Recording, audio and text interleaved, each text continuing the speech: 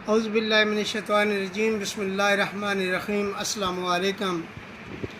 آج کا موضوع صرف معالجین کے لیے ہے، عام لوگوں کے فائدے کے لیے یہ چیز نہیں ہے، تو عام لوگ اسے مت دیکھیں، اپنا وقت بچائیں، معالجین اسے ضرور دیکھیں۔ علم الصوت، اس پہ بڑی تگ و دو کے بعد بھی کوئی کتاب نہیں ملی۔ یہ علم ناپید ہوتا جا رہا ہے، تو اس سلسلے میں علم صوت پہ تھوڑا سا زیادہ وقت لوں گا اور آپ کو مستفید کرنے کی پوری کوشش کروں گا۔ میری دعا ہے کہ اللہ تعالیٰ مجھے کما حق ہو بیان کرنے کی اور آپ کو سمجھ بوجھ کے ساتھ معالجیت میں شامل کرنے کی توفیق دے، اور بنی نوع انسان کی خدمت کرنے اور آواز سے تشخیص کرنے میں آسانی پیدا فرمائے، آمین۔ اعصابی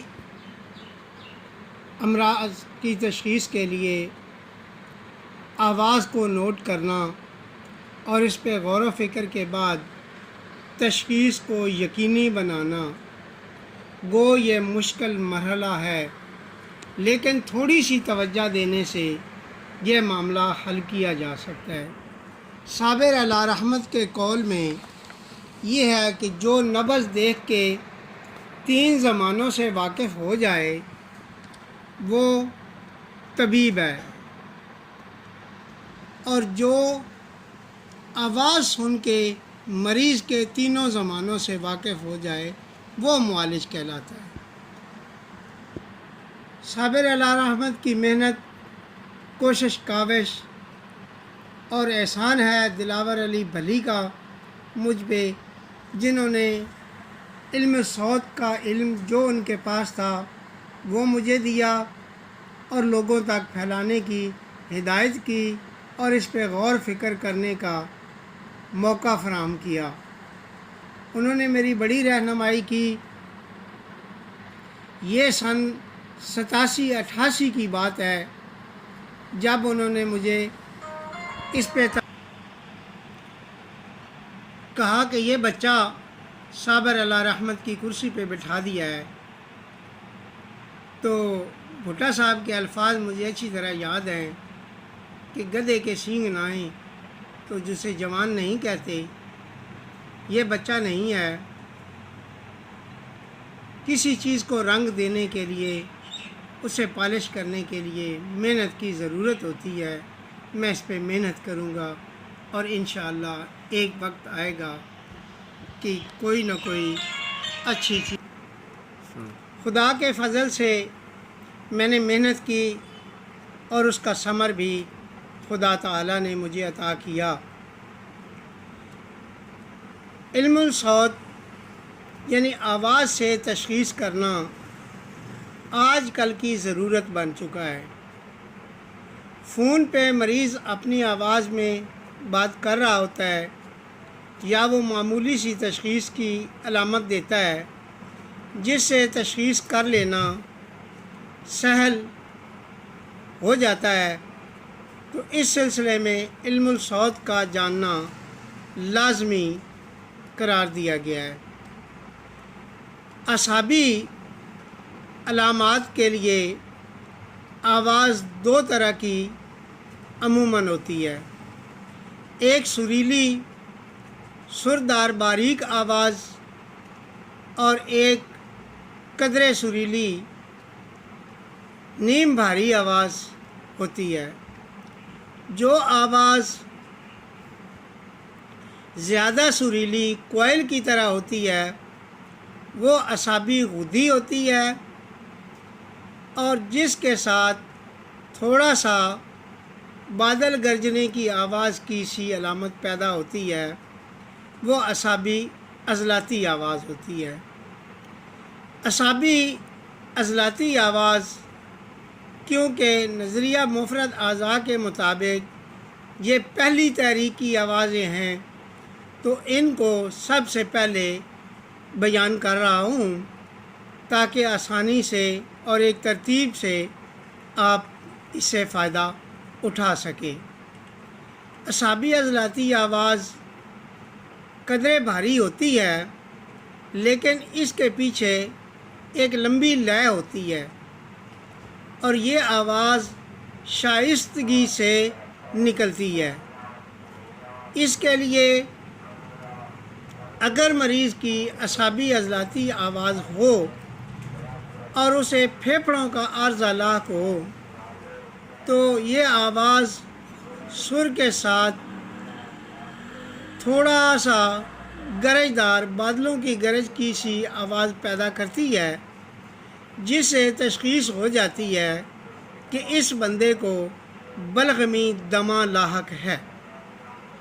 یہ آواز نکلنے کے ساتھ ساتھ تھوڑی سی آواز پیدا ہوتے ہی اچانک رک جائے تو ایسے مریض کو دل کا عارضہ لاحق ہوتا ہے۔ اگر یہ آواز نکلنے کے بعد باریک ہو جائے تو ایسے مریضوں کو گردے کا معاملہ ہوا کرتا ہے۔ اس کی تشخیص آسان کرنے کے لیے مزید رہنمائی دیتا ہوں۔ اعصابی یہ دوسری آواز ہے، یہ تلخ آواز ہوتی ہے اور بہت بلند آواز ہوتی ہے۔ اس کے اندر تلخی غالب ہوتی ہے اور یہ عضلاتی اعصابی اور عضلاتی غدی دو قسم کی آوازیں ہوتی ہیں۔ عضلاتی اعصابی میں تلخی ضرور ہوتی ہے، مگر اس کی تلخی حرارت کی دلالت نہیں دیتی۔ اس آواز میں صرف گرج اور روکھا پن موجود ہوتا ہے اور ایسی آواز قاتل کی آواز ہوتی ہے۔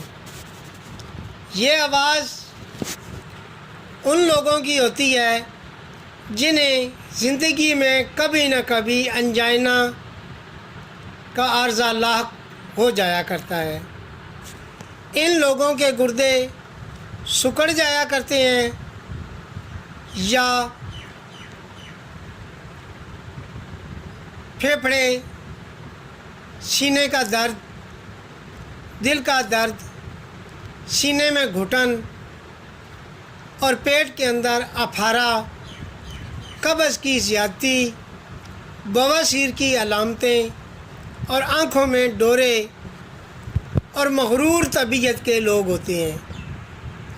بات کو دل پہ بٹھا لیتے ہیں اور انتقامی صورت اختیار کرتے ہیں۔ ایسے مریض عضلاتی اعصابی یا عضلاتی غدی ہوتے ہیں۔ عضلاتی اعصابی مریض کی آواز تلخ گرجدار ہوتی ہے اور اس کو اگر گرجدار آواز وقفے کے بعد جب نکلتی ہے تو اس میں تلخی نمایاں ہوتی ہے۔ یہ آواز پھیپھڑوں کے اندر آکسیجن کی کمی کو ظاہر کرتی ہے، جسے عضلاتی اعصابی یا عضلاتی دمے کا مریض تصور کیا جانا چاہیے۔ اگر اس آواز کے ساتھ باریک ہوک نکلے تو ایسے مریض دل کے امراض میں مبتلا ہوں گے اور انہیں زندگی میں کبھی نہ کبھی انجائنا ہوگا۔ اگر یہ آواز نکلنے کے بعد قدرے دھیری پڑ جائے تو ایسے مریض گردوں کے مرض میں مبتلا ہوں گے اور انہیں زندگی میں کبھی نہ کبھی گردے کا درد یا گردے کے پتھریاں ضرور ہوا کرتی ہیں۔ ایسے مریض جن کی تحریک غدی عضلاتی ہو وہ آواز کے ساتھ قدرے لے موجود ہوتی ہے اور عضلاتی اعصابی آواز سے قدرے باریکی کی طرف جاتی ہے، یعنی ابتدا میں گرج دار آواز، بعد میں باریک ہو جانے والی عضلاتی غدی تحریک کا مظہر ہے۔ ایسے جوان زیادہ صحت مند اور زیادہ جوانی رکھنے والے بہادر انسان ہوا کرتے ہیں۔ ان کی سوچ ہمیشہ مثبت، بھرپور جوانی اور حسن کا کردار ادا کرنے والے نمایاں اشخاص ہوتے ہیں، قوم کے ہیرو ہوتے ہیں اور دوسروں کا احساس کرنے والے لوگ ہوتے ہیں۔ انہیں گردوں کی امراض بہت کم ہوا کرتی ہے، مگر ٹینشن انگزائٹی کا شکار ہونے والے یہ لوگ ہوتے ہیں۔ انہیں دماغی پرابلم ہو جایا کرتی ہیں، اس کے لیے انہیں زیادہ مکھن یا دودھ یا کوئی تر گرم چیز استعمال کرتے رہنا چاہیے تاکہ دماغ کی حالت نہ بگڑے، دماغ کے اندر تحلیل واقعہ نہ ہو، یا کم از کم سر کے اوپر روغنیات کی مالش لازمی کرنی چاہیے۔ عضلاتی غدی تحریک کے مالک جب کبھی بیمار ہوتے ہیں تو انہیں سر کا درد لاحق ہوتا ہے، بواسیر یا جریان خون ہوا کرتا ہے۔ جس مریض کو جریان خون ہونا ہو اس کے ناک کے اندر سے آواز نکلتی ہے اور اس کے غدود بھی متاثر ہوتے ہیں۔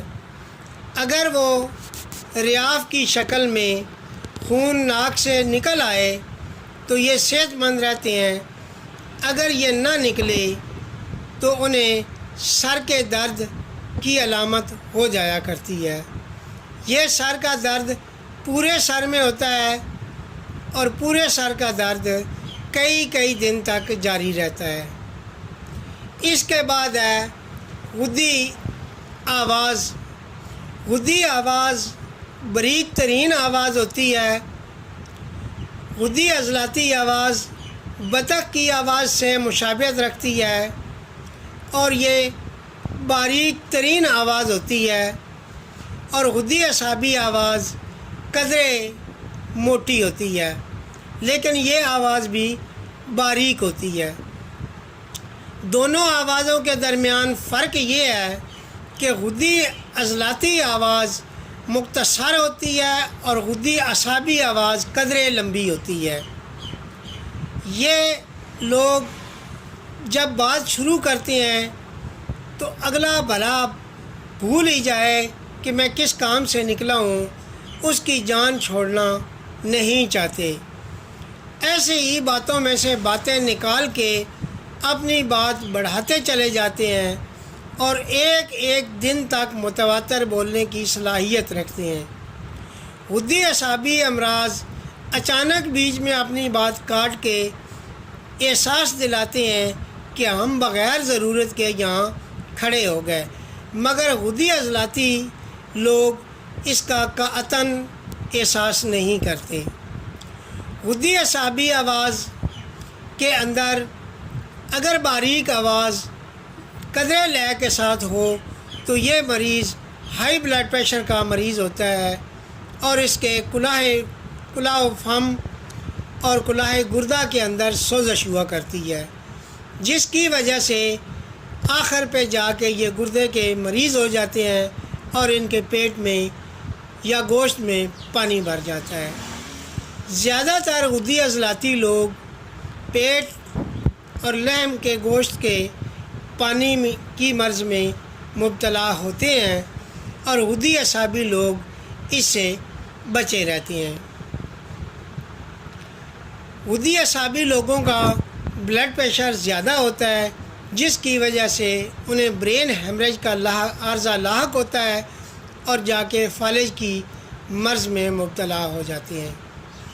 اس کے لیے سہل اور سادہ آسان طریقہ یہ ہے جو آواز سے تشخیص کرنا چاہیں، کیونکہ آج کل لوگ زیادہ فون پہ ہی بات کرتے ہیں، مریض کا پاس پہنچنا زیادہ تر اہمیت کا حامل نہیں رہا، وہ اپنے آپ کو فون پہ ہی تشخیص کروا کے اپنے علاج معالجے میں کامیابی حاصل کرنا چاہتے ہیں۔ یہ ایک طریقہ ہے جس سے فائدہ اٹھایا جا سکتا ہے۔ یہ مختصر سا لیکچر اس لیے دیا ہے تاکہ اس علم سے تھوڑا بہت فائدہ اٹھایا جا سکے۔ آئندہ یہ 3 گھنٹے کا لیکچر ہوگا جو صرف معالجین ہی سنیں گے، عام لوگوں کو اس سے فائدہ نہیں ہو سکے گا۔ اللہ حافظ۔